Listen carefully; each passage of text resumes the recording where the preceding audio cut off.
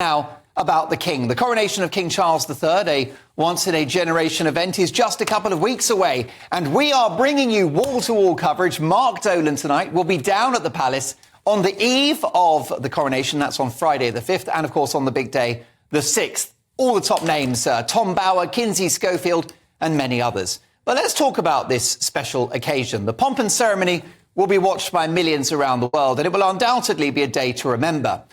But is King Charles right to rein in the cost of this particular coronation? We've heard about a guest list which excludes Sarah Ferguson, the ex-wife of Prince Andrew, and two of the Queen's former bridesmaids. So is Charles right to be doing the coronation on the cheap? To reflect on this is former BBC royal correspondent and former advisor and spokesman for Mohammed Al Fayed, Michael Cole. Hello, Michael. Good evening. And Mark, I think I'm one of the many others who'll be with you. I'll actually be with you on coronation night. You probably don't know that, but that's been fixed already. Well, I was hoping we'd confirmed your signature, so that's the best news ever. Michael, we can't wait to have your wise counsel on the big day. What are your thoughts about the forthcoming coronation? Are you concerned about the size of the guest list, the length of the royal procession, and some of the other economies that seem to be being made? You know, it's a little bit too early to start talking about Charles the Wise, but this is a seriously good decision by the new king. These are constrained economic times. People are cutting back or they're cutting down. And we will never, ever again see, and I think it's a good thing, 25 to 30 members of the royal family on the Buckingham Palace balcony. I think the king here may be consciously or unconsciously channeling his grandfather, King George VI, the king who led us through World War II and the austerity that followed.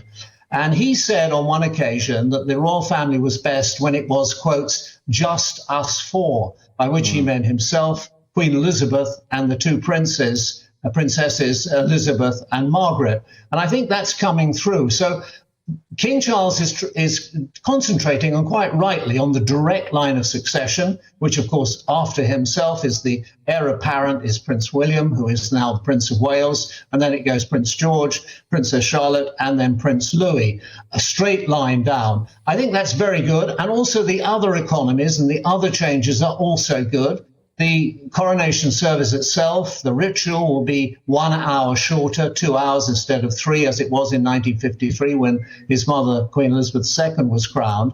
And also, I don't know how they did this, Mark, but they got 8,000 people in Westminster Abbey last time. There must have been a royal shoehorn with jewels on it or something, because there'll be 2,000, just over 2,000 people, and all the right people were there. Last time, every single member of the peerage, from dukes down to baronets, were invited. They were all invited. They all went in their robes and their coronets. And this was a rather nice little wrinkle, that they were all allowed afterwards to buy the seat they'd sat in.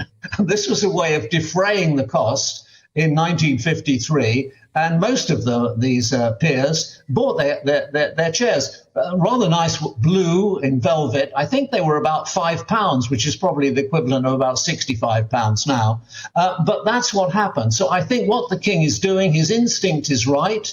And I think it's in tune with the times. And I think people will applaud it. Also, he's cut down the length of the procession. It's going to be only a third of the length. In 1953, the Queen bounced all the way around the West End in the Gold State coach, which apparently is very uncomfortable, twice. That was in order that 3 million people lining the streets could see her. This time, it's going to be quite a short journey up the Mall and down Whitehall and Parliament Street, around Parliament Square. The last time, the Queen went up Park Lane, Oxford Street, down Regent Street, Trafalgar Square, Northumberland Avenue, and into the Embankment before she got back to Westminster. And on the corner of the Embankment and Northumberland Avenue was Children's Corner, and that was the loudest cheer of all. Do you think there may be concerns about disruption from eco-protesters, the likes of Just Stop Oil? Well, I suppose these people have got no conscience. They're one issue zealots, and they'll do whatever they think is right. Of course, it's completely wrong. This is the most important moment for this country, let alone the monarchy, in the last 70 years. This is central to our life. The people who are lucky enough to live in a constitutional monarchy, which we do, and enjoy those freedoms. Of course, those freedoms include the freedom of speech and the freedom of assembly. And I would be the last person to interfere with those. I'm an upholder of free speech, as indeed are you, brilliantly every night of the week. So we wouldn't stop them doing that. We wouldn't stop them doing that. I just hope that they are well behaved, that they are peaceful, and they are law abiding. But you know something, Mark?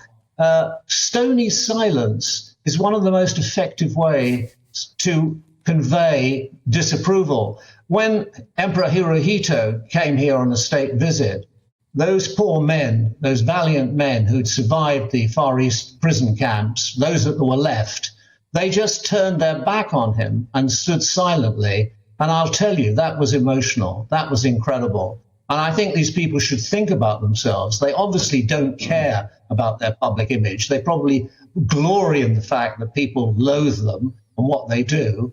But the sense has gone out of the window when you try and talk to these people. We're all in the same boat, but we don't do what they do.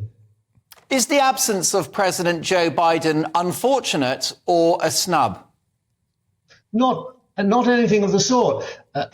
President Eisenhower did not come to the coronation in 1953. And in more recent times, when Princess Diana and Prince Charles married at St. Paul's Cathedral in 1981. The president didn't come, President Reagan didn't come, but his wife, Nancy, charming woman, I've met her, she came, and guess what? She was escorted everywhere in those days by Prince Andrew, who, of course, was living in the glory of having been in the Falklands and coming back as a hero with the red rose between his teeth, and he was cheered to the echo. Those were different times. So there's no snub involved in that at all, and I'm sure the king would never have thought of it. And I believe that President Biden rang him and explained to him. But that's not how it works. I mean, they're trying to get a quart into a pint pot, 2,000 people. And the king is rightly involved.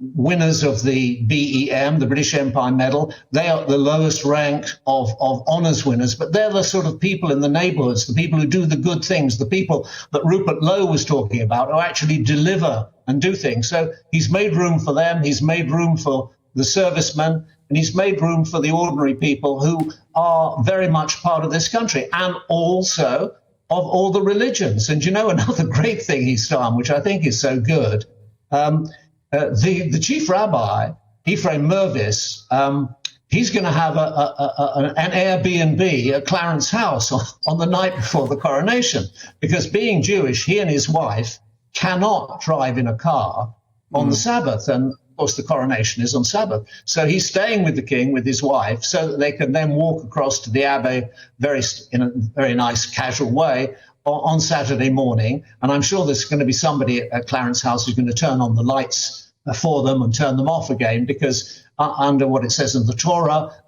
Jewish people are forbidden to make a fire on the Sabbath and do other things. So I think that's the king thinking outside the box, if you will, making people feel comfortable and trying to make this as inclusive as possible. And I think that's a good thing. I mean, you mentioned the people who've been excluded. I don't think for 1 second that the Duchess of York, Sarah, Duchess of York, will be at all put out that she hasn't got an invitation to the Abbey. She'll be going to the concert with a prominent position under the battlements of Windsor Castle on Sunday. And Pamela Mountbatten, who I've had the pleasure of meeting, she's getting very old now, but she's still sprightly. And her daughter, India Hicks, has made it clear that she's not at all upset.